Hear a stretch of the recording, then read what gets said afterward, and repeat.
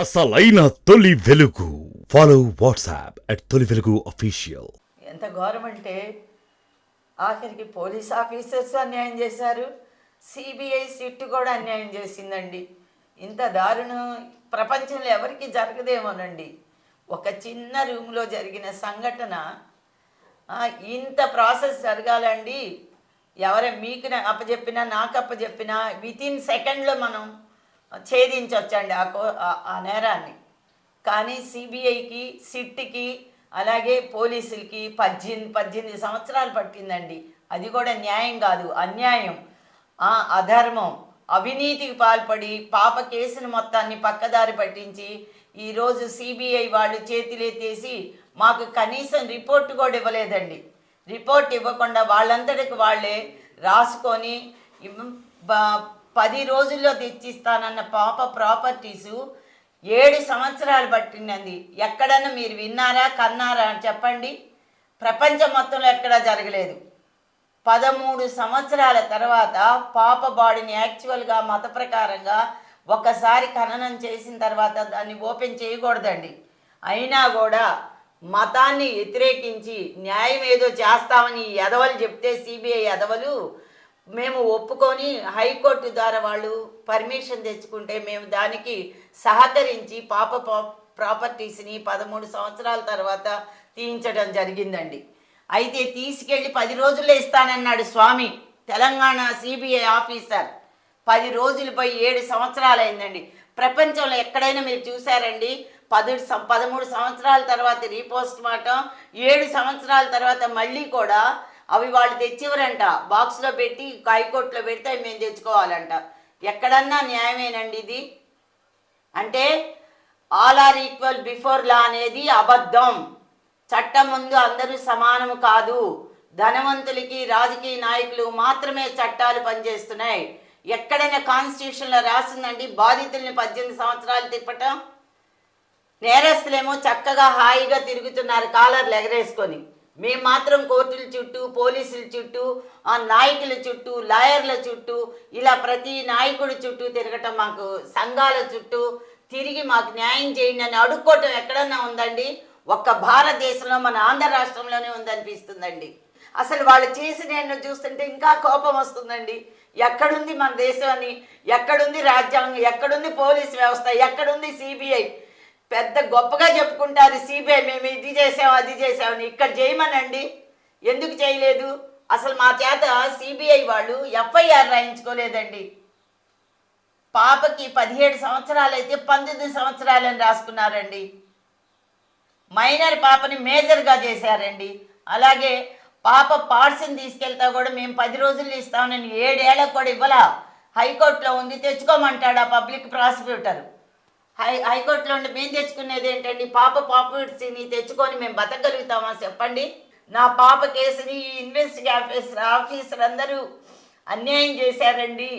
వీళ్ళు ఒక్కొక్కరు ఒక్కో రకంగా కేసుని మలుపు చేశారండి. అసలైన నేరస్తుని వదిలేసి నేరస్తులే సాక్షులుగా నిలబెట్టి, అలాగే పోలీసు వాళ్ళు ఏదైతే రాశారో అదే వీళ్ళు రాసి మీకు సమర్పించారండి. మాకు రిపోర్ట్ కూడా ఇవ్వలేదు. మా పాపకు 17 సంవత్సరాలు అయితే 18 సంవత్సరాలని రాసుకున్నారండి. అలాగే ప్రాపర్టీ 10 రోజులు ఇస్తామని 7 సంవత్సరాలకి కూడా మమ్మల్ని తీసుకెళ్ళమంటున్నారండి. మేము తీసుకెళ్ళమని చెప్పానమండి. చెప్తే ఆమె ఏం చెప్పారంటే, ఆమె చాలా బాగా స్పందించారు. నేనేమి చేయలేనమ్మా, ఇది క్లోజ్ చేస్తున్నారు. వాళ్ళు ఇచ్చిన రిపోర్ట్ ప్రకారంగా సాక్షులు లేరంటండి. సాక్షులు ఎందుకు లేరండి? క్లూస్ టీం వచ్చి మొత్తం కడిగేశారు, సీన్ ఆఫ్ ఎఫెన్స్ లేకుండా చేశారు, వేలి ముద్రలు కూడా తలుపుల మీద లేకుండా చేశారని చెప్పారండి. అలాగే స్పెషల్ ఆఫీసర్ అయిన రాధాకృష్ణమూర్తి గారు చెప్పబోతే హైడ్రా రంగనాథన్, హనుమంతరావు ఇద్దరు కూడా సత్యంబాబు నేరస్తుడని ఆయన నోరు నొక్కేయటం జరిగిందండి. అలాగే పంచనామా కూడా మా వారి కొలీగ్ అయినటువంటి ఆయన్ని, అలాగే రెవెన్యూ డిపార్ట్మెంట్ని బెదిరించి అక్కడ పాప బాడీ లేకుండా బాడీని తీసుకొచ్చిన తర్వాత పంచనామా రాశారండి. ఇంతకన్నా సిగ్గుచేటు ఎక్కడుందండి? అలాగే పాప ప్రాపర్టీ ఉంటే అది తీసుకొచ్చి ఎస్ఐ శ్రీనివాస్ కారులో ఇసిరేశాడండి. మళ్ళీ స్పెషల్ ఆఫీసర్ రాధాకృష్ణ గారు వచ్చి అమ్మాయి ఒకసారి ఇవ్వని చెప్తే అప్పుడు 2 నెలల తర్వాత మళ్ళీ తీసుకెళ్లారండి వాళ్ళు. అయితే సిట్టుని వేస్తే సిట్టు కూడా ఏం చేసిందంటే పాప ప్రాపర్టీని ఆ సుబ్బారెడ్డి అలాగే పద్మ కుమార్ అనే ముగ్గురు కలిసి పాప ప్రాపర్టీని స్పాయిల్ చేశారండి. దాని మీద కేసు ఏమైంది, దాని రిపోర్ట్ ఇంతవరకు మాకు రాలేదండి. నేను అదే చెప్పా ఆమెకి, సిబిఐ జడ్జి గారికి చెప్పా, అమ్మా ప్రాపర్టీ మొత్తం స్పాయిల్ చేశారు, ఆ స్పాయిల్ చేసిన వాళ్ళని అరెస్ట్ చేసి బెయిల్ మీద వచ్చారు, ఆ రిపోర్ట్ మాకు ఇంతవరకు రాలేదంటే ఆమె తర్వాత చూద్దామమ్మా అని అన్నారు. ఏది రిపోర్ట్ ఇవ్వలే. ఈనాడు సిబిఐ రిపోర్ట్ కూడా మాకు ఇవ్వలేదండి. సిబిఐ టేకప్ చేసినాక మాతో ఎఫ్ఐఆర్ రాయించుకోవాలి. ఎక్కడ రాయించిందండి సిబిఐ రిపోర్టు? అలాగే పోలీస్ ఆఫీసర్స్ కూడా రిపోర్ట్ రాయించుకోవాలి, ఎఫ్ఐఆర్ రాయించలా. వాళ్ళంతటికి వాళ్ళే చెప్పుకున్నారు, వాళ్ళంతటికి వాళ్ళే రాశారు. ఎవరి పాప అండి ఆ పాప? ఇంకో విషయం మీకు చెప్తే హాస్యాస్పదంగా ఉంటుందండి. సిబిఐ వాళ్ళు 13 సంవత్సరాల తర్వాత మా ఇద్దరిని సెంట్రల్ సిబిఐ హాస్పిటల్కి తీసుకెళ్ళి డిఎన్ఏ టెస్ట్ చేశారండి. ఇంతకన్నా దారుణం ఏముంటుందో ఒకసారి చెప్పండి. మమ్మల్ని 3 రోజుల ముందే మీతో పని ఉందండి అని చెప్పి తీసుకెళ్ళి రామాంతపురంలో పోలీసు అకాడమీ ఉంటుంది చూడండి, అక్కడ పెట్టారు. ఈయనకి జ్వరం కూడా వచ్చింది, అప్పుడు వేడిగా ఉంది బాగా. తీసుకెళ్ళి ఇక్కడ దాకేనని చెప్పి తీసుకెళ్ళి హాస్పిటల్లో చెప్తే వాళ్ళు డిఎన్ఏ అనగానే నాకు ఏడుపు వచ్చిందండి, నేను ఏడ్చేసా. అక్కడ వాళ్ళు నర్సులు వాళ్ళు అన్నారు, ఏం లేదులేమ్మా మీకు న్యాయం చేస్తారులే అని చెప్పారండి. ఏమి న్యాయం? ఈ న్యాయం చేయటానికే తీసుకెళ్లారండి. మేము ప్రతి ఒక్కరిని గుడ్డిగా నమ్మాము, ఎందుకంటే చదువుకున్నాం కదండి, కాన్స్టిట్యూషన్ గురించి కొంచెం తెలుసు కదండి. అందువల్ల మేము పోలీసుల్ని సిబిఐ పోలీసులు చేయకపోతే సిబిఐనా చేస్తుందని కోరుకున్నామండి. కానీ అది కూడా అట్టర్ ఫెయిల్యూర్ అని తెలుస్తుందండి. వాళ్ళు కూడా డబ్బుకు అమ్ముడుపోతారని తెలిసిందండి. రాజకీయ నాయకులకి ఇంకెందుకండి రాజ్యాంగం రాసుకోవటం, ఒక్కసారి రాసుకోమనండి.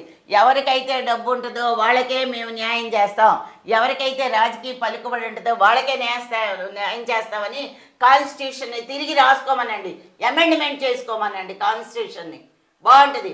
అలాంటి వాళ్ళు ఎవరం కూడా మేము ముందుకు రాము. అసలు సామాన్య ప్రజలకి ఏ హక్కులు లేవని రాయమనండి. డబ్బు లేని వాడికి, సామాన్య ప్రజలకి, మధ్య తరగతి వాళ్ళకి న్యాయం లేదని చెప్పండి. తను చాలా బాగుంటుందండి, చాలా నెమ్మది, తనకి కోపం అనేది ఉండదండి. ఎవరేమన్నా కూడా చక్కగా నవ్వుతూ తీసుకుంటుంది. ఎంత శత్రువునైనా సరే మిత్రురాలుగా తీసుకుంటుందండి. చాలా బాగా ఉంటుందండి, హెల్పింగ్ నేచర్ బాగుంటుంది. డాన్సర్ అలాగే క్లాసికల్ డ్యాన్స్ చేసేదండి. తర్వాత అన్నిట్లో కూడా ఫస్ట్ ఉండేదండి. అటెండెన్స్ ఒక్క రోజు కూడా అబ్సెంట్ అయ్యేది కాదండి. Beautiful singer. తర్వాత తన టోన్ కూడా చాలా బాగుంటుందండి. మేము అనుకునేవాళ్ళం ఎక్కడైనా అవకాశం ఉంటే దీన్ని సంగీతం నేర్పిద్దామని కూడా అనుకున్నామండి. కానీ మేమిద్దరము ప్రైవేట్ టీచర్స్, నేను లెక్చరర్గా చేస్తా, తను టీచర్గా చేస్తారండి. ఇద్దరికి తక్కువ శాలరీతో అయినా కూడా మేము చాలా క్లుప్తంగా చక్కగా పాపను పెంచుకున్నాను. దరిద్రం ఆ కాలేజీలో మైనార్టీ సీట్ కోసం వచ్చిందండి, దానికి పాపం ఫిజియోథెరపీ కూడా వచ్చిందండి, వెళ్తానంది. మేము ఎన్టీఆర్ కాలేజీలో కూడా యూనివర్సిటీలో సీట్ వస్తే మేము 1,50,000 అండి సంవత్సరానికి, కట్టలేని పరిస్థితిలో కట్టలేం కాబట్టి మేము అందుకని చెప్పి పాపని బీఫార్మసీలో చేరిస్తే ఈయన స్టూడెంట్స్ అందరూ 30 దేశాల్లో ఉన్నారండి. ఈయనంటే బాగా ఇష్టం పిల్లలకి. అంకుల్ మీరు పాపని చదివించండి, మేము తీసుకెళ్ళిపోతాం అమెరికా అని చెప్పారండి. అందుకని అక్కడ వచ్చిందని బీఫార్మసీలో చేర్చామండి, దరిద్రపు కాలేజీలో చేర్చామండి. ఆ ఒక్కడు మైనార్టీ పేరు చెప్పుకొని కాలేజీ నడుపుకుంటున్నాడు, కనీసం సానుభూతి కూడా చూపలేదండి. ఆ హాస్టల్ అక్కడ ఉందని వాళ్ళు ఇస్తేనే చేర్చామండి, లేకపోతే చేర్చేవాళ్ళం కాదు. పని చేసాం అక్కడ.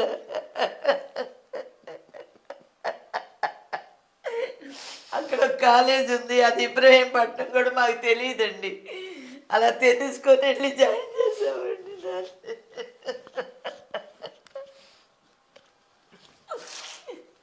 ఏమండి ఈ పోలీస్ ఆఫీసు ఒక ఆడపిల్ల పేరు చెప్పుకొని డబ్బులు తింటాం ఎంత గౌరవం అండి, సిగ్గు లేదండి వాళ్ళకి. సిబిఐకి కానీ సిట్కి కానీ పోలీస్ ఆఫీసర్కి కానీ ఒక ఆడపిల్ల చనిపోతే దానికి న్యాయం చేయకుండా దాని మీద డబ్బులు తిన్నా వాళ్ళేమి మనుషులండి, వాళ్ళే ఎలా ఇస్తారండి? అవి వాళ్ళ పిల్లలకి ఉపయోగపడతాయండి? ఎంత పలుకుబడి ఉంటే మాత్రం ఇంకెందుకండి వాళ్ళు పోలీస్ ఆఫీసర్స్, సిబిఐ ఏమండి, ఒక ఆడపిల్ల మీద డబ్బులు తినేది ఏంటండి సిగ్గు లేకుండా?